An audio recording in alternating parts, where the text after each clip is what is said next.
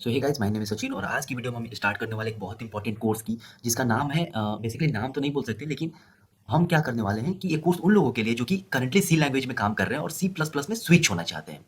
तो बेसिकली इस कोर्स के लिए प्री रिक्वेस्ट क्या है कि आपको सी लैंग्वेज आना चाहिए, बेसिक ऑफ सी लैंग्वेज, कुछ एडवांस नहीं जाना है और आपको सी प्लस प्लस में एंटर करना है। तो हम स्टार्ट करते हैं इस कोर्स से, इस कोर्स के बारे में। अच्छा, इस कोर्स को स्टार्ट करने से पहले मैं बोलना चाहूँगा कि हम दो फैक्टर्स मतलब दो वे में चलेंगे इस कोर्स को। इस कोर्स के दौरान बेसिकली क्या करेंगे कि सी एंड सी प्लस में क्या होता है कि कुछ चीज़ें कॉमन रहती हैं, सिंटेक्स ऑलमोस्ट कॉमन ही रहता है और कुछ चीज़ें जो डिफरेंट रहती है। तो जो कॉमन चीज़ें उनके बारे में ज़्यादा डिटेल में नहीं जाएंगे, बस मैं बता दूंगा कि ये चीज़ें कॉमन है क्योंकि टाइम वेस्ट नहीं करना। मैं जो चीज़ें डिफरेंट है उनमें हम बहुत डिटेल्स में जाएंगे और उन्हें सीखने की कोशिश करेंगे क्योंकि इस कोर्स का मकसद यही है कि हमें सी से सी प्लस प्लस में स्विच करना है। तो हम स्टार्ट करते हैं। तो बेसिकली डिफरेंस क्या है main C and C language में, C and C plus plus में मेन डिफरेंस क्या है, इस बात को जान लेते हैं। तो एक्चुअल में होता क्या है कि सी लैंग्वेज क्या होता है कि ऑब्जेक्ट ओरिएंटेड प्रोग्रामिंग को सपोर्ट नहीं करता है, लेकिन वही C plus plus object oriented programming को सपोर्ट करता है। इसके अलावा और भी differences like error handling handling जो होता है, error handling C plus plus में होता है, सी लैंग्वेज में नहीं है। तो हम ऐसे डिफरेंसेस हैं और भी बहुत सारे डिफरेंसेस हैं। तो मैं ऑब्जेक्ट ओरिएंटेड प्रोग्रामिंग के बारे में बता देता हूँ कि ऑब्जेक्ट ओरिएंटेड प्रोग्रामिंग है क्या।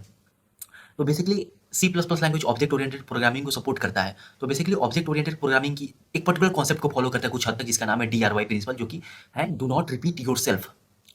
तो ऑब्जेक्ट ओरिएंटेड प्रोग्रामिंग इस पर्टिकुलर प्रिंसिपल को कुछ हद तक मतलब फॉलो करते हैं। अब object oriented C plus plus language की बात करें तो ऑब्जेक्ट ओरिएंटेड प्रोग्रामिंग की अगर बात करते हैं तो हमारे पास सी प्लस प्लस लैंग्वेज में क्लासेस होते हैं एंड ऑब्जेक्ट्स होते हैं। तो क्लास क्या है, ऑब्जेक्ट क्या है, फिर हमारे पास क्वेश्चन आता है। तो क्लास की अगर बात करें तो क्लास एक बोल सकते हैं एक ब्रॉडर सेट है, एक ब्रॉडर सेट है। एंड जो ऑब्जेक्ट्स होता है उस पर्टिकुलर सेट का सबसेट है। मैं एक एग्जांपल देता हूँ। फॉर एग्जांपल के लिए मेरे पास अगर मैं एक स्टूडेंट नाम का क्लास बनाऊँ तो एक स्टूडेंट के पास क्या क्या प्रॉपर्टीज होती है, उसके पास उसका नेम होता है, उसके पास एक रोल नंबर होता है, उसके पास एक सेक्शन हो सकता है, उसके पास एक इनरोलमेंट नंबर हो सकता है। तो एक ब्रॉडर सेट हो गया। अब इस स्टूडेंट नाम के सेट के अंदर बहुत सारे सबसेट्स होंगे। जैसे फॉर एग्जांपल मेरा नाम सचिन है, तो सचिन एक उस स्टूडेंट जो कैटेगरी था उसका एक पर्टिकुलर स्टूडेंट है और मेरे पास मेरा नेम है, मेरे पास मेरा रोल नंबर 62 है, मेरे पास मेरा सेक्शन है, मेरे पास में एक पर्टिकुलर इनरोलमेंट नंबर होगा और ऐसे ही बहुत सारे स्टूडेंट्स हो सकते हैं। तो सपोज करो कि तुम्हारे पास 1000 स्टूडेंट्स है, तो 1000 स्टूडेंट के लिए कोड तो लिखने बैठोगे। तो हम क्या करेंगे, ऑब्जेक्ट ओरिएंटेड प्रोग्रामिंग का यूज करते हैं और do not repeat yourself principle जो कि यूज हो गया हमारा। तो इतना ही नहीं है ऑब्जेक्ट ओरिएंटेड प्रोग्रामिंग, इतना ही नहीं है, इसके अलावा बहुत सारी चीज़ें हैं सॉफ्टवेयर डिजाइन करने में। लाइक हमारे पास इनकैप्सुलेशन है, पॉलीमॉर्फिज्म है, इनहेरिटेंस है, तो बहुत सारी चीज़ें हैं। लेकिन मैं इतना ही अभी ज़्यादा डिटेल में नहीं जाएंगे क्योंकि ऑब्जेक्ट ओरिएंटेड प्रोग्रामिंग का कोर्स नहीं है। अच्छा, मैंने जो ऑब्जेक्ट ओरिएंटेड प्रोग्रामिंग का जो डिफिनेशन अभी तक बताया, जो एग्जांपल दिया, तो तुमने सोचा होगा कि सी लैंग्वेज में भी तो ऐसा है जो कि हमारा स्ट्रक्चर सपोर्ट करता है। तो हाँ, यहाँ तक जो डिफिनेशन मैंने बताया स्ट्रक्चर से हम ये काम कर सकते हैं, लेकिन जो inheritance, polymorphism, encapsulation, error handling वाला जो पोर्शन था वो वाला काम हम नहीं कर पाएंगे स्ट्रक्चर की मदद से। तो इसलिए थोड़ा-सा डिफरेंस आ जाता है। इसलिए हम बोल सकते हैं कि सी लैंग्वेज ऑब्जेक्ट ओरिएंटेड प्रोग्रामिंग को सपोर्ट नहीं करता है। अब हम बात करते हैं लाइब्रेरीज़ की। तो लाइब्रेरीज़ कौन-कौन सी हैं? तो सी लैंग्वेज की लाइब्रेरी तुम्हें याद होगी, जो मेन जो लाइब्रेरी है, जो पहली लाइब्रेरी #include stdio.h होता है, जो लाइब्रेरी तुम सी लैंग्वेज में यूज़ करते हो। सी प्लस प्लस में iostream.h लाइब्रेरीज़ यूज़ होती है। #include iostream.h ये वाली लाइब्रेरी यूज़ होती है। ये .h ये वाली लाइब्रेरी यूज़ होती है सी लैंग्वेज में, सी प्लस प्लस लैंग्वेज में।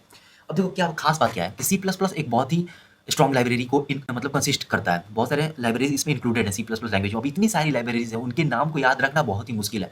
तो सी लैंग्वेज क्या करता है, सी प्लस प्लस लैंग्वेज, कि हमें एक कॉमन एक पर्टिकुलर लाइन प्रोवाइड करता है और उस लाइन को लिखते ही हमारे पास सी प्लस प्लस लैंग्वेज में जितनी भी लाइब्रेरीज हैं ऑटोमेटिकली ऐड हो जाती है। तो लाइन क्या है, #include bits/stdc plus plus .h।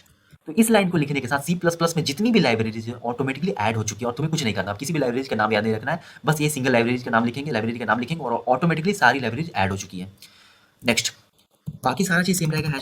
Int main जो मेन फंक्शन बनाते थे सी लैंग्वेज में, वैसा ही यहाँ पे भी बनाएंगे हम।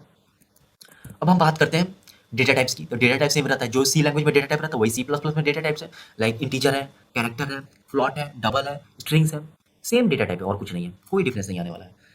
इनपुट आउटपुट की बात करते हैं तो हमारे पास जो सी लैंग्वेज था, सी लैंग्वेज में कैसे हम इनपुट लेते थे, प्रिंटफ था हमारे पास आउटपुट के लिए एंड स्कैनफ था हमारे पास इनपुट के लिए। सी प्लस प्लस लैंग्वेज खास बात है कि सी लैंग्वेज में जो भी चीज़ें हैं ना, सी प्लस प्लस उन सारी चीज़ों को सपोर्ट करता है। तो तुम्हें ऐसा कुछ एक्स्ट्रा जानने की जरूरत नहीं है। अगर तुम सी लैंग्वेज भी जानते हो तो वेल एंड गुड है, तुम सी प्लस प्लस में सर्वाइव कर सकते हो क्योंकि उन सारी चीज़ों को सपोर्ट करता है। तो यहाँ पे भी स्कैनफ हमारा काम करेगा। फॉर एग्जाम्पल इंट ए हमने बनाया तो स्कैनफ यहाँ पे काम करेगा। स्कैनफ लिया, %d, यहाँ पे एड्रेस हम लिखते थे ना, एड्रेस ऑफ ए जो भी वेरिएबल है, एंड प्रिंट कर देंगे वैल्यू। सेव किया एंड इसको रन करेंगे। यहाँ पे मैं इंटर करता हूँ 5, प्रिंट करते हैं 5 आ चुका है, प्रिंट हो चुका है यहाँ पे 5। तो बेसिकली काम क्या, स्कैनर पे प्रिंटअप काम कर रहा है।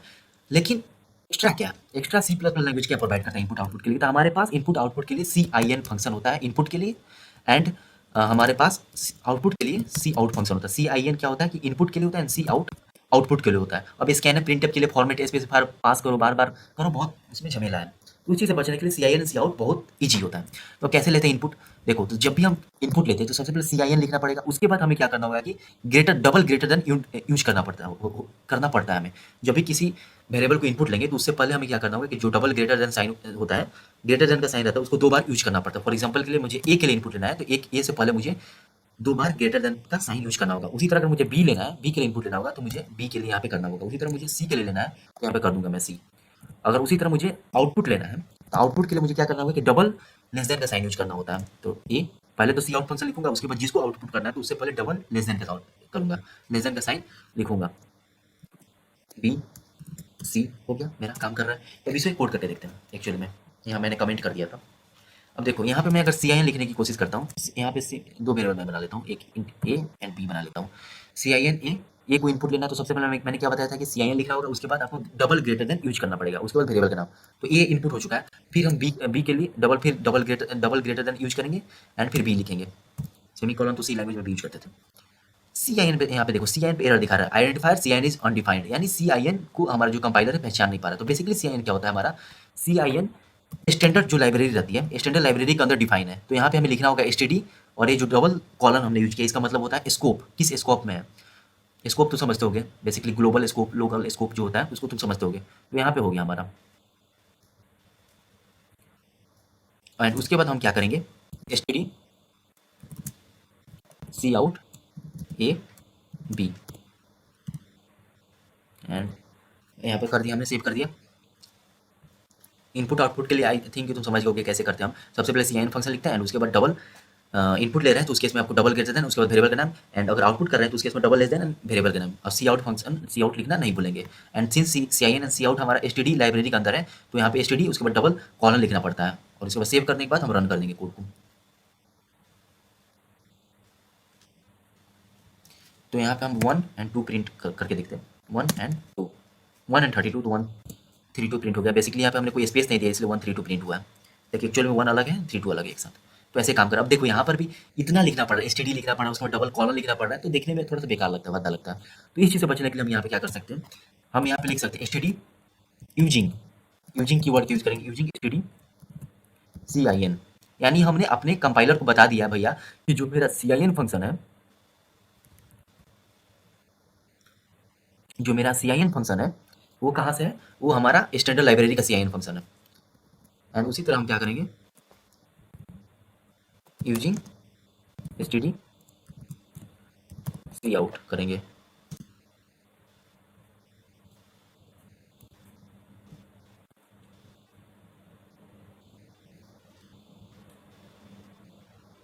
ओके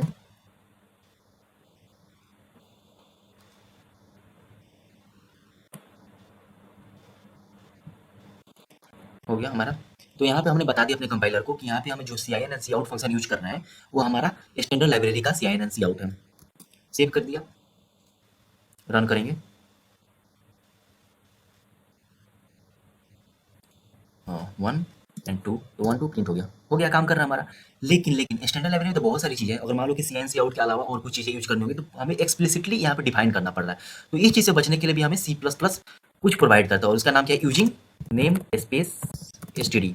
इसका मतलब हो गया कि आप अपने कोड में जो भी नेम्स यूज करने वाले हैं वो कहाँ से आएगा, स्टैंडर्ड लाइब्रेरी से। अगर मैच कर रहा है तो स्टैंडर्ड लाइब्रेरी के अनुसार काम करेगा। For example C I N automatically standard library में डिफाइंड है, तो सबसे पहले कंपाइलर आया होगा सी I N. C I N भैया क्या है, तो सी आई एन यहाँ पे हमने डिफाइन कर दिया कि स्टैंडर्ड लाइब्रेरी का सी आई एन है, तो सी आई एन काम कर गया। उसी तरह सी आउट करेगा। उसी तरह हमारा एंडल होता है, E N D A L. देखो यहाँ पे जो है ना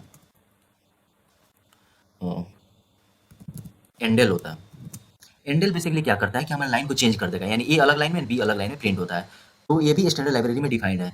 तो ऐसे यहाँ पे काम करेगा। तो यहाँ पे यूजिंग नेम स्पेस एसटीडी, हम अब से हम जो भी कोड लिखेंगे तो उसमें हम लोग क्या करेंगे कि using name space STD use करेंगे, क्योंकि बार बार कौन डिफाइन एक्सप्लिसिटली डिफाइन करना चाहेगा हर एक के लिए, तो हम एक ही बार में हमने कर दिया। तो यहाँ तक चीज़ें हो चुकी है। अब हम बात करते हैं फास्ट इनपुट आउटपुट की। देखो सी लैंग्वेज में हम ऑल दो C I N and C out use करते हैं, जो दिखने में बहुत कूल लगता है। लेकिन इसकी प्रॉब्लम क्या है? प्रॉब्लम ये कि जब भी आप लार्ज डेटा के साथ डील करते हैं, फॉर एग्जाम्पल इंटीजर की बात करते हैं, इंटीजर क्या होता है? नॉर्मली 10⁻9 9 इसका रेंज रहता है, मतलब इतना बड़ा नंबर को स्टोर कर सकते हैं। वो अगर लॉन्ग इंट करते हैं, लॉन्ग इंट ये भी एक डेटा टाइप होता है लॉन्ग इंट, तो ये लगभग 10⁻12 के रेंज तक के नंबर को स्टोर कर सकते हैं। उसी तरह अगर लॉन्ग लॉन्ग इंट करते हैं, लॉन्ग लॉन्ग इंट एक डेटा टाइप है लॉन्ग लॉन्ग इंट, तो इसमें क्या होता है कि 10⁻18 के बराबर मतलब नंबर को स्टोर कर सकता है। तो जब इतने लार्ज नंबर के साथ डील करते हैं तो क्या होता है कि C I N and C out जो फंक्शन रहते हैं उनका स्पीड बहुत स्लो हो जाता है। और जब आप कभी भी मतलब क्या होता है कि जो कोडिंग करते हैं, आप प्रोग्रामिंग करते हैं, तो उसमें स्पीड मैटर करता है ना। कॉम्पिटिटिव प्रोग्रामिंग करते हैं कितने स्पीड मैटर करता है, एक एक सेकंड मैटर करता है, मिली सेकंड मैटर करता है। तो जब C I N and C out function जब इन लार्ज डेटा के साथ डील करता है तो स्पीड स्लो हो जाता है और आपका प्रोग्राम का ओवरऑल स्पीड स्लो हो जाता है। इस चीज़ से बचने के लिए हम क्या करेंगे कि स्कैनअप एंड प्रिंटअप यूज करते हैं। स्कैनअप एंड प्रिंटअप बहुत फास्ट होता है। और एंडल जो यूज करते हैं, एंडल की जगह पे हम सी लैंग्वेज में क्या यूज करते हैं, बैक स्लैश एन। ये वाला अगर लाइन चेंज करने के लिए हम क्या करते हैं, back slash N, line change करने के लिए ये वाला यूज करते हैं। तो ये सारी चीज़ें यूज करेंगे। तो हमें जब तक मतलब हो सके, जब भी प्रायोरिटी देनी होगी, जब भी हमें पता होगा कि कोड में हमें लार्ज डेटा के साथ डील करना है, तो C I N C out से बेटर है हम स्कैनअप एंड प्रिंटअप यूज करें, क्योंकि C plus plus language C language को सपोर्ट करता ही है। जो ही सी लैंग्वेज की चीज़ें हैं वो सी प्लस प्लस में काम करेंगी, तो हम करेंगे। लेकिन अब बार बार स्कैनअप प्रिंटअप लिखना कूल नहीं है, बहुत बोरिंग है, बहुत लेंदी लगता है। तो इस चीज़ से बचने के लिए हम क्या करेंगे, अपने कोड में एक लाइन को ऐड करेंगे। और लाइन क्या, उसके लिए मैं गूगल सर्च करूँगा एंड वहाँ से कॉपी पेस्ट करूँगा। देखो ये वाली लाइन जीएफजी की बेसिकली वेबसाइट है, तो वहाँ से मैंने कॉपी किया एंड यहाँ पे जो मेरा मेन फंक्शन है, मेन फंक्शन में ये वाली लाइन को इंक्लूड कर दूंगा। और इस लाइन को इंक्लूड करके, दो लाइन है, इन दो लाइन को मेन फंक्शन के अंदर इंक्लूड करने से क्या होगा कि मेरा C I N and C out अब फास्ट हो चुका है। अब ये नॉर्मली स्कैनअप एंड प्रिंटअप की तरह ही काम करेगा। जब लार्ज डेटा के साथ डील करना होगा तो उसके इसमें स्कैनअप एंड प्रिंटअप की तरह ही डील करेगा इस दो लाइन को ऐड करने से। तो लार्ज इनपुट आउटपुट हम लोग समझ गए यहाँ तक। उसके बाद हम बात करते हैं स्कैनअप की, या बेसिकली बोल सकते सी आई एन की। तो मैं एक स्ट्रिंग बनाता हूँ, स्ट्रिंग एक डेटा टाइप है, तो स्ट्रिंग बनाता हूँ एंड वहाँ पे मैं क्या करता हूँ, सी आई एन लेने की कोशिश करता हूँ। तो बेसिकली हम स्कैनअप की बात नहीं करेंगे, क्योंकि सी लैंग्वेज में तुमने स्कैनअप प्रिंटअप देखा ही है। सी प्लस प्लस में तुम जान गए कि सी प्लस प्लस लैंग्वेज उन सारी चीज़ों को सपोर्ट करता है। तो हम सी आई एन की बात करते हैं। सी आई एन के साथ लिया एंड सी आउट कर दूंगा मैं एस को। नॉर्मल सा कोड है, सेव किया, रन करते हैं। मैं यहाँ पे लिखता हूँ सचिन राज एंड मैं प्रिंट करने की कोशिश करूँ, प्रिंट करूँगा तो सिर्फ सचिन आ रहा है। एक्चुअली में हो क्या रहा है, तो तुमने अगर स्कैनअप फंक्शन तुमने ध्यान से पढ़ा हो तो स्कैनअप में मालूम होगा स्कैनअप क्या करता था। जब भी स्पेस आता है या न्यू लाइन कैरेक्टर होता है तो स्कैनअप ब्रेक कर देता है, उसके बाद के इनपुट को नहीं लेता है। सी आई एन भी सेम उसी तरह काम करता है। जैसे ही स्पेस आया या न्यू लाइन कैरेक्टर आता है तो ब्रेक कर जाता है, उसके बाद के इनपुट को नहीं लेता है। यहाँ पे मैंने सचिन लिखा, उसके बाद स्पेस दिया था। स्पेस देने के बाद क्या होगा कि सी आई एन ब्रेक कर गया स्पेस को देखते हैं, और उसके बाद के राज को इनपुट ही नहीं लिया, इसलिए सिर्फ सचिन प्रिंट हुआ। तो इस चीज़ से बचने के लिए हम क्या करेंगे, इस चीज़ से बचने के लिए हमारा जो सी प्लस लैंग्वेज है गेट लाइन फंक्शन को सपोर्ट करता है, प्रोवाइड करता है। तो गेट लाइन फंक्शन यूज करते हैं, उसमें सबसे पहला इनपुट होता है सी आई एन एंड उसके बाद हमारे पास क्या होगा, वेरिएबल का नेम हो गया एंड सी आउट कर दूंगा मैं एस। हो गया नॉर्मल से, सेव किया।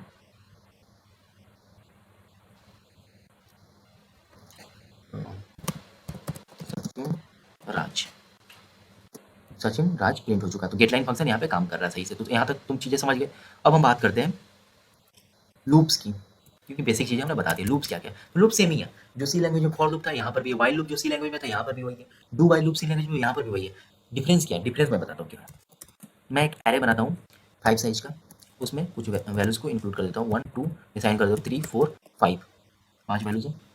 मैं क्या करूँगा यहाँ पे for auto I A C out I space, save किया, रन करता हूँ।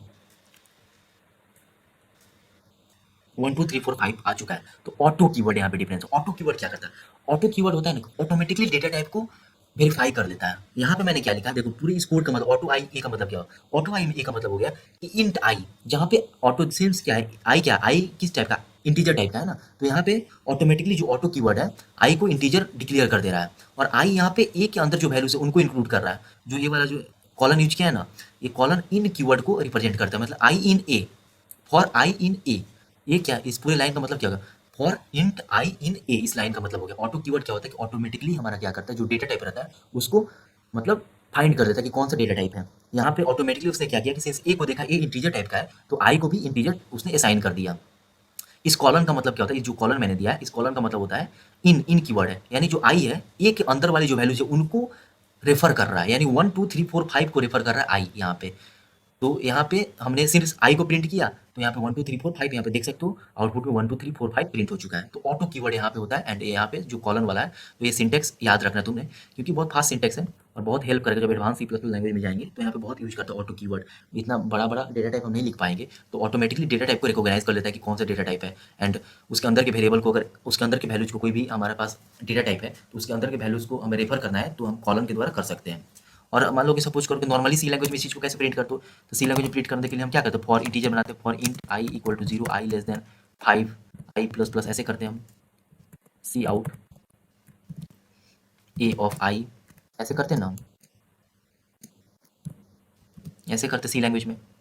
तो सी प्लस प्लस में भी ऐसे कर सकते हैं, लेकिन हमारे पास ऑटो कीवर्ड है ही, तो हम ऑटो कीवर्ड का यूज क्यों नहीं करें, क्योंकि कोड लिखने में आसानी होगी। इतना कौन लिखेगा भाई, एक लाइन में हमारा हो जा रहा है ऑटो आई कॉलन ए, इसका मतलब ऑटो का मतलब जान ही रहे हो क्या होता है, ऑटोमेटिकली उसके डेटा टाइप को रिकॉग्नाइज करके बता दे रहा है कि आपका डेटा टाइप क्या है। जो कॉलन है, कॉलन उस पर्टिकुलर डेटा टाइप के अंदर जो वैल्यूज है उनको रेफर कर रहा है। एक मतलब आई कॉलन ए का मतलब होगा कि आई जो है ना, ए के अंदर जो भी वैल्यूज उनको रेफर कर रहा है, तो आई 1 2 3 4 5 को रेफर कर रहा है, समझ, ऑटोमेटिकली इंक्रीमेंट हो जा रहा है। तो यही मतलब हुआ ऑटो कीवर्ड का मतलब। तो यहाँ तक समझ गए तुम। अब हम बात करते हैं डायनेमिकली मेमोरी एलोकेशन की। डायनेमिकली कैसे चीज़ें काम करेंगी। तो सी लैंग्वेज में जब तुम डायनेमिकली मेमोरी एलोकेट करते थे तो वहाँ पे कौन कौन से फंक्शन है, मैलोक फंक्शन है, कैलोक फंक्शन है, रीएलोक फंक्शन है, फ्री फंक्शन है।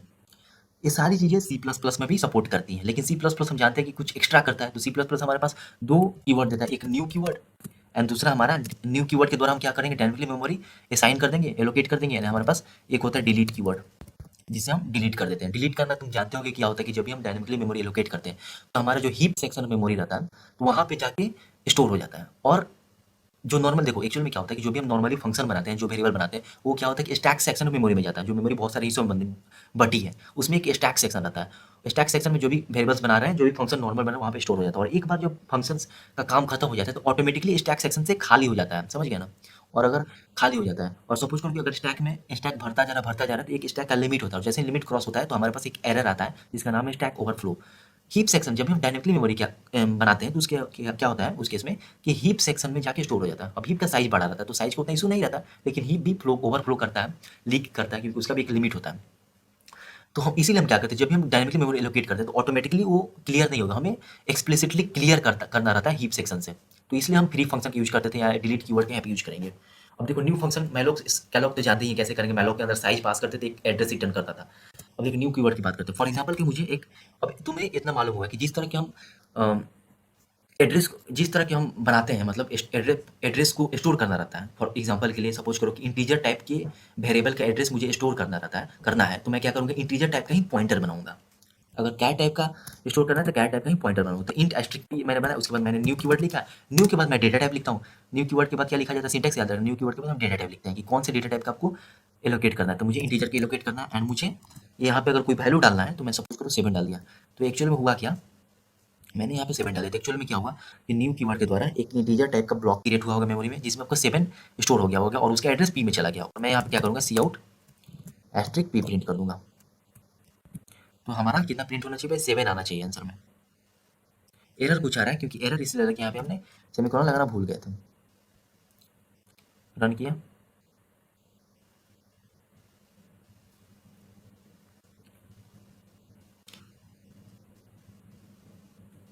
तो 7 प्रिंट हो चुका है। यहाँ पे थोड़ा सा टाइम लिया हमारे विजुअल स्टूडियो कोड ने, लेकिन यहाँ पे 7 प्रिंट हो चुका। तो देख सकते हो यहाँ पे कैसे काम कर रहा है। यहाँ पे न्यू कीवर्ड लिखते हैं, उसके बाद हमारे डेटा टाइप का नाम लिखते हैं, और अगर कोई वैल्यू उसमें स्टोर कराना है तो वैल्यू इस तरह लिख सकते हैं। सपोज करो कि मुझे एक एरे, एक इंटीजर का एरे बनाना है डायनेमिकली, तो मैं कैसे करूँगा, integer int, since integer type का एरे है तो इंटीजर टाइप का एरे के लिए इंटीजर टाइप का पॉइंटर बनाना होगा उसके एड्रेस को स्टोर करने के लिए।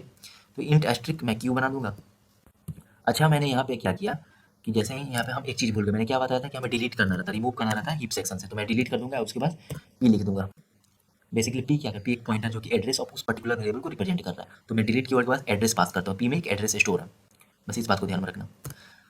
तो यहाँ पे न्यू कीवर्ड यूज करूंगा, उसके बाद मुझे बनाना है इंटीजर टाइप का एक एरे 5 एलिमेंट्स का था, 5 पास कर दिया मैंने, हो गया। मैं एक फॉर लूप चलाऊंगा, for int I equal to 0, I less than 5, normally जैसे हम करते हैं आई प्लस प्लस। उसके बाद मैं क्या करूँगा, एक्चुअली मैं क्या करता हूँ, आई को ही स्टोर कराने की कोशिश करें, तो Q of I equal to I plus 1 हो गया। और यहाँ पे कंट्रोल सी मैंने किया, कंट्रोल भी किया, और यहाँ पे हम इसी को प्रिंट करवा रहे हैं। C out Q of I space के साथ हो गया।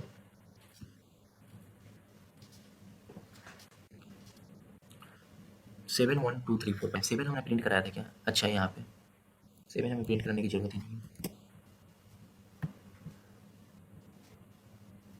1 2 3 4 5 यहाँ पे प्रिंट हो चुका। तो देख सकते हो एरे कैसे क्रिएट करते हैं डायनेमिकली।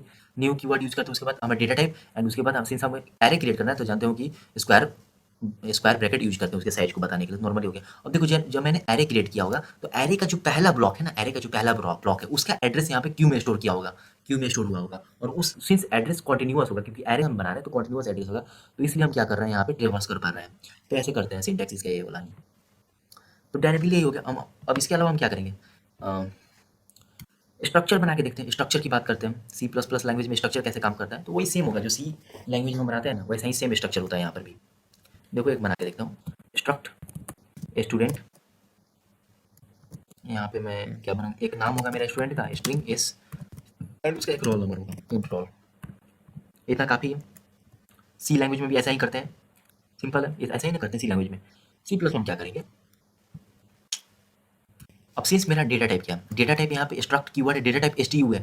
तो एसटीयू टाइप का एड्रेस को स्टोर करने के लिए, एसटीयू टाइप के एड्रेस को स्टोर करने के लिए, एसटीयू से बेटर मुझे स्टूडेंट कर देना चाहिए, बोलने में आसानी होगी। तो स्टूडेंट टाइप के डेटा टाइप, स्टूडेंट टाइप के एड्रेस को स्टोर करने के लिए मुझे क्या करना होगा, स्टूडेंट टाइप का ही पॉइंटर बनाना होगा। मैंने क्या बोला था कि जिस टाइप के एड्रेस को स्टोर करना उसी टाइप का पॉइंटर बनाना पड़ता है। तो student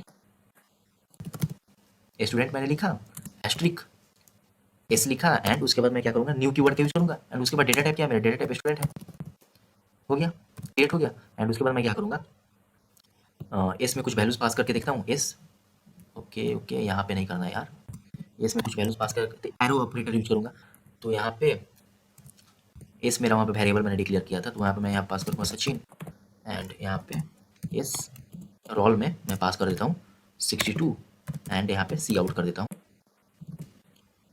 S dot S space के साथ, ओके स्पेस के साथ एस एरो ऑपरेटर रोल।